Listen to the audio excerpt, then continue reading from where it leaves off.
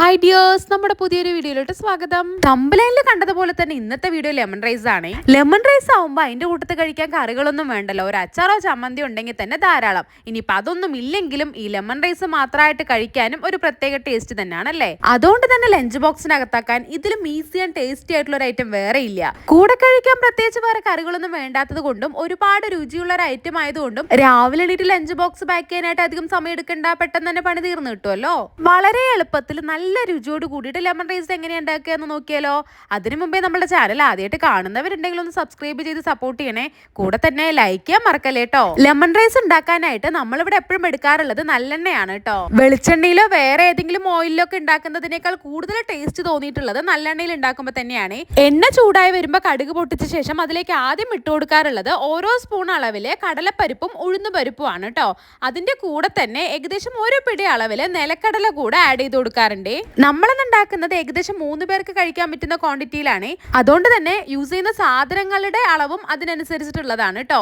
കടലപ്പരിപ്പും ഉഴുന്നുപരിപ്പും നിലക്കടലയും എല്ലാം നല്ല രീതിയിൽ ഒന്ന് ചൂടായി വരുമ്പോൾ അതിലേക്ക് പിന്നെ ആഡ് ചെയ്ത് കൊടുക്കാറുള്ളത് 2 വറ്റൽമുളക് പൊട്ടിച്ചതാണ്. അതിന്റെ കൂടെ തന്നെ കുറച്ച് കൂടുതൽ ക്വാണ്ടിറ്റിയിൽ കറിവേപ്പില കൂടെ ആഡ് ചെയ്യുന്നുണ്ട്. കറിവേപ്പില നമ്മളിപ്പോൾ മുഴുവനായിട്ട് തന്നെയാണ് ഇട്ട് കൊടുക്കുന്നത്. ഇത് ചെറുതായി അരിഞ്ഞിട്ട് ആഡ് ചെയ്ത് കൊടുക്കുകയാണെന്നുണ്ടെങ്കിൽ ടേസ്റ്റ് ഒന്നുകൂടെ കൂടുതലായിട്ട് ഉണ്ടാവാറുണ്ട് കേട്ടോ. അതിന്റെ കൂടെ തന്നെ നമുക്ക് എരിവിന് ആവശ്യമായിട്ടുള്ള അത്രയും ക്വാണ്ടിറ്റിയിൽ പച്ചമുളക് അരിഞ്ഞതും ഒരു അത്യാവശ്യം വലുപ്പത്തിലുള്ള ഇഞ്ചി കുനുകുനാന്ന് അരിഞ്ഞെടുത്തതും കൂടെ ആഡ് ചെയ്ത് കൊടുക്കുന്നുണ്ട് കേട്ടോ. ഇതെല്ലാം കൂടെ നല്ല രീതിയിലൊന്ന് വഴറ്റിയെടുക്കുന്നുണ്ട്. ലോ ഫ്ലെയിമിൽ ഇട്ടിട്ട് 2-3 മിനിറ്റ് മാത്രമാണ് ഇളക്കിയെടുക്കാറുള്ളത് കേട്ടോ. പിന്നെ അതിലേക്ക് 1/4 സ്പൂൺ അളവിൽ മഞ്ഞപ്പൊടിയും ആവശ്യത്തിനുള്ള ഉപ്പും കൂടാതെ ഏകദേശം ഒരു 1/4 സ്പൂൺ അളവിൽ തന്നെ കായപ്പൊടി കൂടെ ആഡ് ചെയ്ത് കൊടുക്കുന്നുണ്ട്. ഇതെല്ലാം ആഡ് ചെയ്ത ശേഷം ജസ്റ്റ് ഒന്ന് ഇളക്കി കൊടുത്ത ഉടനെ തന്നെ നമ്മൾ അതിലേക്ക് നാരങ്ങാ നീര് കൂടെ ചേർക്കാറുണ്ട് കേട്ടോ. ഞാൻ നേരത്തെ പറഞ്ഞിരുന്നല്ലോ 3 പേർക്ക് കഴിക്കാനുള്ള അളവിലാണ് നമ്മളിപ്പോൾ ചോറ് ഉണ്ടാക്കുന്നത് എന്നുള്ളത്. അതായത് നമ്മളിപ്പോൾ ചോറ് വെക്കുന്ന സമയത്ത് ഏകദേശം 1/4 ഗ്ലാസ് അളവിലാണ് കേട്ടോ അരി എടുത്തിരുന്നത്. ഈ നാഴി എന്നൊക്കെ പറയൂലോ, അതിലെ 1/4 നാഴി അളവിലാണ് അരി എടുത്തിരുന്നത്. അതിനാവശ്യമായിട്ടുള്ള അത്രയും ക്വാണ്ടിറ്റിയിലുള്ള സാധനങ്ങളാണ് നമ്മളിപ്പോൾ എടുത്തിരിക്കുന്നത്. അത്യാവശ്യം വലുപ്പത്തിലുള്ള ഒരു നാരങ്ങയുടെ നീര് തന്നെ കുരു കളഞ്ഞ ശേഷം ഇതിലേക്ക് ഒഴിച്ചു കൊടുക്കുന്നുണ്ട്. കൂട്ടത്തിൽ 2-3 സ്പൂൺ അളവിൽ വെള്ളം കൂടെ ഒഴിച്ചു കൊടുത്തിട്ടുണ്ട് കേട്ടോ. വെള്ളവും നാരങ്ങാ നീരും ഒഴിച്ച് ജസ്റ്റ് ഒന്ന് ചൂടായി തിളച്ച് വരുമ്പോൾ തന്നെ ഗ്യാസ് ഓഫ് ചെയ്യുന്നുണ്ട്. എന്നിട്ടാണ് നമ്മൾ അതിലേക്ക് ചോറ് ആഡ് ചെയ്ത് കൊടുക്കാറുള്ളത്. ലെമൺ റൈസ് എപ്പോഴും ചെറിയ അരിയിൽ ഉണ്ടാക്കുമ്പോഴാണ് കേട്ടോ ഒരുപാട് ടേസ്റ്റ് തോന്നാറുള്ളത്. പൊന്നിയരിയിലാണ് നമ്മളിവിടെ എപ്പോഴും ഉണ്ടാക്കാറുള്ളത്. പച്ചരിയിൽ ഉണ്ടാക്കിയാലും ടേസ്റ്റ് ഉണ്ടാവാറുണ്ട് കേട്ടോ. അതുപോലെ തന്നെ ഇതിനായിട്ട് നമ്മൾ ചോറ് വേവിച്ചെടുക്കുന്ന സമയത്ത് ഒരുപാട് വെന്തുടയാതെ തന്നെയാണ് കേട്ടോ വേണ്ടത്.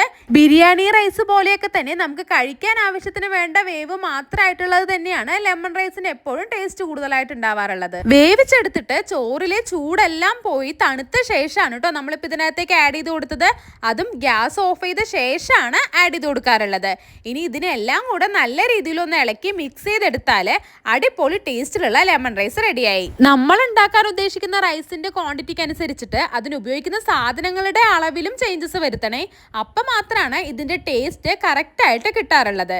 അപ്പം നമ്മുടെ ഇന്നത്തെ ഈ വീഡിയോ ഇഷ്ടപ്പെട്ടാൽ ഫ്രണ്ട്സ് ആൻഡ് റിലേറ്റീവ്സിന്റെ കൂടെ ഒന്ന് ഷെയർ ചെയ്ത് കൊടുക്കണേ. വീണ്ടും മറ്റൊരു വീഡിയോയിൽ കാണും വരേക്കും ബൈ.